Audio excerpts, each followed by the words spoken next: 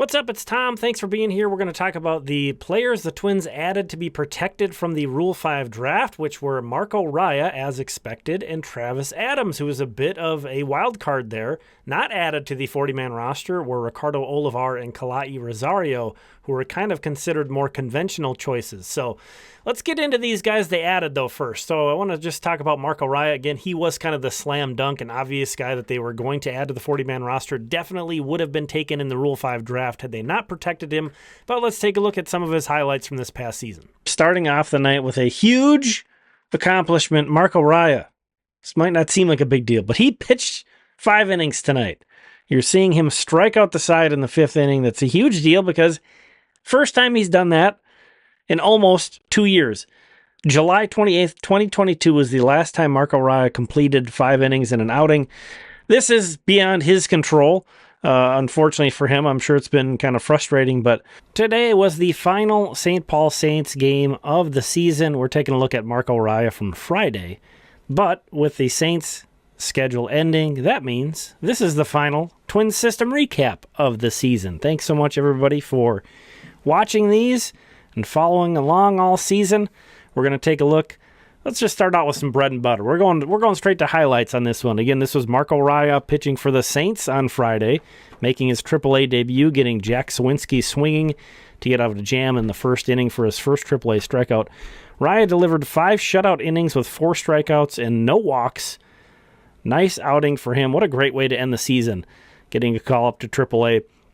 Rule 5 draft eligible this winter, so expect him to be added to the Twins 40-man roster. So that was Raya. The much more interesting choice was Travis Adams, and I want to go back to a talk that I did about kind of the 40-man roster crunch and how I thought things were going to evolve. And while I didn't predict that Travis Adams was going to get added to the 40-man, I can't take that much credit for this take.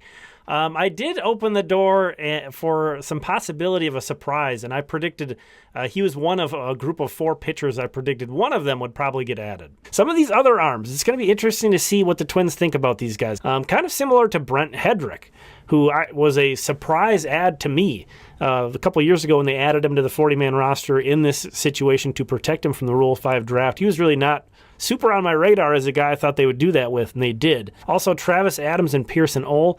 Travis Adams, another guy that made it up to AAA. I definitely don't think all 4 of those arms are getting added, but I think we could probably expect one of them to. Which one is anybody's best guess, really, I think. So even though I could kind of see maybe an unexpected arm added, I am still surprised a little bit that Travis Adams was added to the 40-man roster, to be completely honest. But if we rewind a couple of years now almost, heading into the 2023 season, I was pretty excited about Travis Adams. Here is a section I did on him in my preseason prospect list video talking about him entering 2023 again.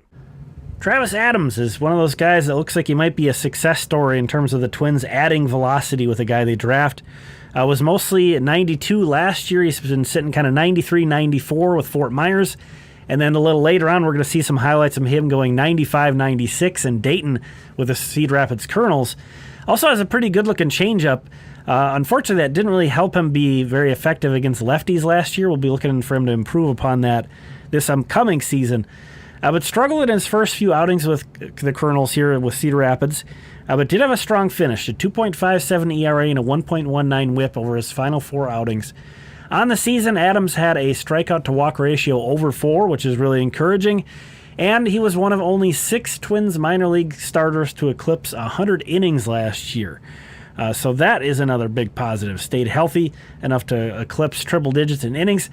In 2021, he was the Twins' 6th-round pick out of Sacramento State, and again, some concerning overall numbers with Cedar Rapids, but he finished strong, and again had 11.2 Ks per 9 during his time there. But that strikeout-to-walk ratio really shines. But what happened in that 2023 season? As you can see highlighted here, Adams kind of completely fell off the prospect radar because he had a really bad year in Double-A for the first time. Double-A is such a proving ground for pitchers and hitters, everybody really. So when a guy gets to Double-A and does poorly, it's a kind of a huge red flag that maybe all the success he'd had in the past was a mirage. It was tough. It was a rough go of it for Travis Adams in Wichita in 2023. Comes back this year, puts it all together, has a great season. So let's take a look at some highlights from this year from Travis Adams real quick through the numbers, but we're also going to talk about Travis Adams a bunch too and look at some of his numbers. He was awesome tonight. 6 shutout innings, 1 hit, 1 walk, 10 strikeouts. So 6 shutout innings of 1 hit ball, only walked 1 guy. He did hit a couple other guys, threw a wild pitch too, so he was there was some effective wildness in there as well, but 10 strikeouts for Travis Adams. This month, he has a 0.87 ERA, 0.53 whip, 25 strikeouts in 20 2/3 innings. So he is probably going to be the Twins minor league pitcher of the month, I'd imagine, for August. And then again, here are Adams' full minor league numbers if you want to take a look. A guy who really caught my eye in 2022, fell off in 2023, and rebuilt his value this past season. A guy who's got a legit starter's arsenal. He's hitting 96, 95, 96 on a pretty regular basis now, so it's easy to see why the Twins would have added him. So why didn't Ricardo Olivar and Kala'i Rosario get added to the 40-man roster? I think it's 2 things going on. Number one, and the biggest one, I don't think they're going to get taken in the Rule 5 draft. So I think this is a gamble the Twins are making by leaving them available, but I think it's going to pay off. I don't think that those guys are going to get taken. Not that many guys are going in the Rule 5 draft these days. Only 10 players got selected in the MLB portion of the Rule 5 draft last year, and only 2 of them were position players. Only 1 of them actually made it the whole year with his new team. So 1 position player on the entire Rule 5 draft MLB portion last year made it the whole way. So I don't think it's all that likely. Just those guys, they're far away. They haven't really totally proved themselves in Double-A. I don't think teams can look at them and think, yeah, we can hide him on our Major League roster for a full season as like a bench guy or whatever. I don't think so. And also, it's just very difficult to do that with position players. Even though I would rank those guys much higher than Travis Adams in my prospect rankings, it is a little bit easier for me to envision a guy like Travis Adams getting taken in the Rule 5 draft because a team can just be like, well, he'll be our mop-up man all year. He's a starting pitcher in the minor leagues. You can see through 127 innings last year, so the guy has some length in his arm.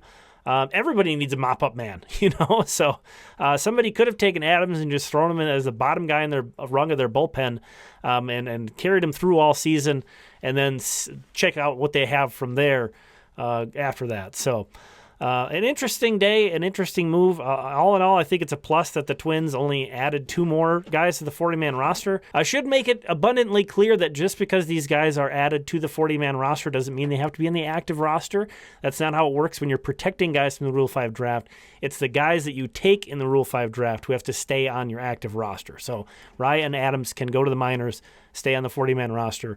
But as we know, pretty much every year the Twins get down to the point where they have no healthy pitchers, and they basically have to pull somebody up who's maybe not ready, or we saw Simeon Woods-Richardson do that a couple times.